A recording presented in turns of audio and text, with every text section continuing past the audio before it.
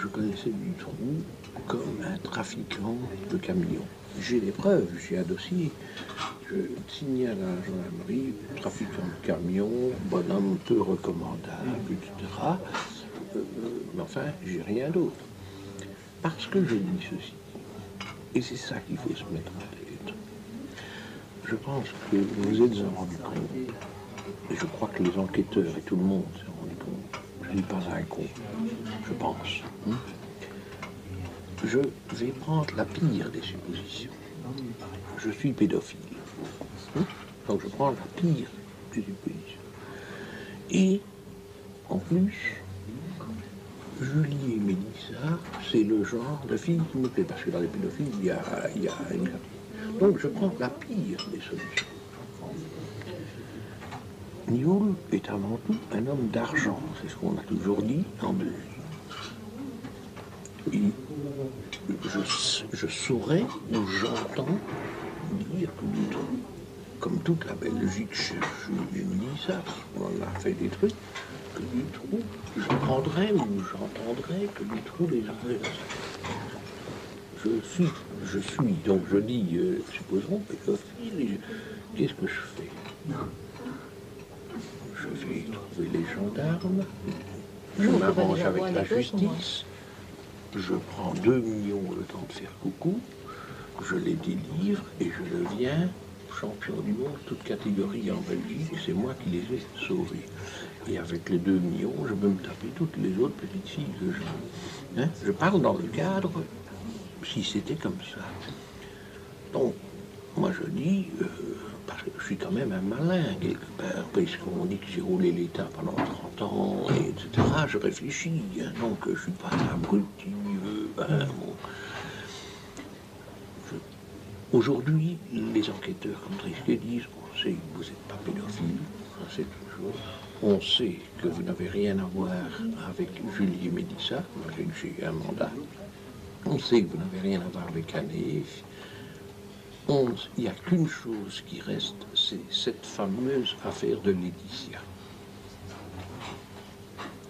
Donc c'est ce que Drisquet, c'est ses dernières cartouches au type, parce qu'après ça, il a la gifle morale. Donc Drisquet est en train de reculer de plus en plus l'enquête pour encore essayer de trouver quelque chose sur Laetitia, etc. Donc on a dit à un moment donné, Nioul a payé le lièvre avec les pilules pour l'enlever, mais non, je suis désolé. Qui est le chef de la banque? C'est Dutroux. Si j'avais dû payer quelqu'un, c'est Dutroux que je paye, c'est pas le lièvre. Et après, excusez-moi, mais pour revenir à la question que je vous posais sur Dutroux qui vous propose ces histoires d'enlèvement de filles de l'Est. Il me dit, à un moment donné, il me dit... Tu le prends dans ton livre, ton livre là. Non, mais c'est bon, je relirai en même temps, mais ce que je veux dire, c'est qu'il si vous propose ça, c'est qu'il vous fait... Il me dit à un moment donné...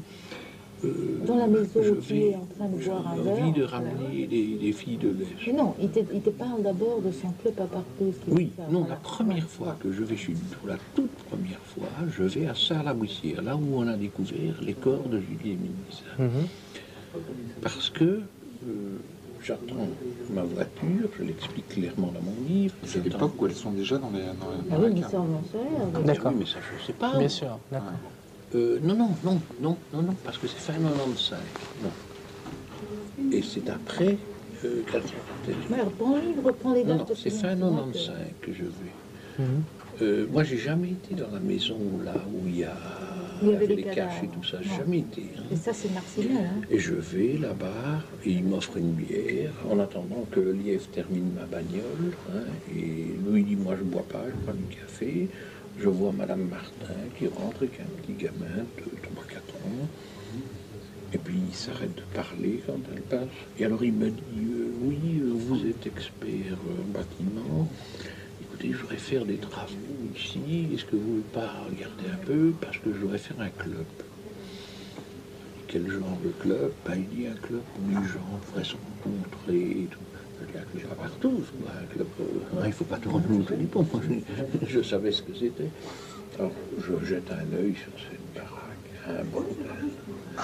Je lui dis, écoutez, arrêtez. Je dis, il y a des clubs qui sont fermés à Bruxelles, qui sont super luxueux, qui sont alloués pour rien. venez pas ici, avec toutes les bagnoles, avec un café au coin, dans une rue minable, faire un truc comme ça, il n'y a personne qui viendra. Hein, moi, je pense au club à Marmouze, des gens viennent. C'est un main club. Je dis, arrêtez. Non. Et alors, je lui dis, même à un moment donné, je dis, et votre femme, qu'est-ce qu'elle pense? Il m'a dit, ma femme fera ce que je lui dirai de faire. Moi, la conversation, elle s'arrête là, parce que quand un type m'a dit ça, moi, ça s'arrête là. Il me ramène. C'est tout ce qui s'est passé la première fois. Et tout ça, je dis, à risquer le premier jour, je dis ce qui s'est passé. Et alors, mais par après, il vient chez moi et il dit, j'aimerais bien importer des filles de l'Est. Est-ce que vous connaissez des... Ah, je dis, oui, je connais, moi. Je connais tout. Et parce que Vanessa m'avait dit, fait une enquête approfondie sur Dutroux, mais lui, c'était dans le cadre des vols de voitures, des vols de camions et tout ça. Et je téléphone après Vanessa, je dis, écoute, il veut proposer. Il dit, Vanessa me disait toujours, ça c'était son mot, Jean-Michel, je te connais, t'es un fonceur, va pas trop loin, ne va pas trop loin, ne va pas trop vite, fais attention, fais attention. Et j'avais dit à Dutroux, ok, pour les filles, etc., mais il faut me prévenir au moins 15 jours avant. Parce que dans les clubs, j'invente n'importe quoi, hein, dans les clubs, ils doivent changer et donc ils doivent préparer des logements et tout. Je connais aucun patron de bordel vraiment à Bruxelles. Je connais des boîtes de striptease, mais je connais pas le patron de... Et du coup, vous voulez être le Mac, en réalité, de ces filles. Mais on parlait d'adultes, hein. On ne parlait pas de choses, parce que moi, il m'aurait parlé d'enfant, moi, il avait ma main sur la gueule, hein, parce que moi, je n'ai jamais touché à un enfant. Je n'ai jamais touché non plus à une grande personne qui ne voulait pas. Hein, donc moi, je suis... Et alors, j'avais dit à Vanessa, hein, et alors Vanessa me dit, relance-le avec cette histoire, parce que ça m'intéresse. Et je lui avais téléphoné, alors, les filles, quand est-ce que ça vient, etc. Et alors, le lièvre a alors déclaré, oui, par téléphoner quand j'étais là, pour demander après, parce qu'il était intéressé. Et Martin a déclaré que son mari lui avait dit que il a des puissances à Bruxelles. J'étais quand même expert judiciaire. C'est pas pour ça que c'est malin. Enfin, bon, j'étais pas le garagiste du coin. Et c'est un gros dégueulasse. Et on a besoin de lui. À nous servir. Voilà ce qu'a déclaré Martin dans une, vous le savez comme moi, hein, dans une de ses déclarations. Mais moi, tout ce que j'ai fait, je l'ai fait officiellement avec Vanessa. Et quand ils ont arrêté Vanessa, parce que Risquet m'a dit, à un moment donné, ils ont arrêté un Zico. On arrêtera Vanessa. Vanessa, il n'est pas droit dans ses bottes. Et ils ont arrêté Vanessa 15 jours après. Et Vanessa, on a été confrontés et on a dit tous les deux la même chose. Et Vanessa a dit, monsieur Nioul ne m'a jamais menti. Monsieur Nioul a toujours dit ça. Et il a dit exactement ce qui se passait. Ça, c'est des confrontations qui existent. Mais le pauvre Gérard Vanessa a tellement pris un coup qu'il est mort de chagrin. Il en est mort de chagrin, ce type, hein, parce qu'il habite un village, dans un village, un gars de la BSR qui se fait arrêter, qu'on voit en photo avec les notes, ce type est mort de chagrin. C'était l'horreur. Mais nos confrontations ont été parfaites, il n'y a pas un mot qui change. Mais ça a été la guéguerre, police, enfin PJ.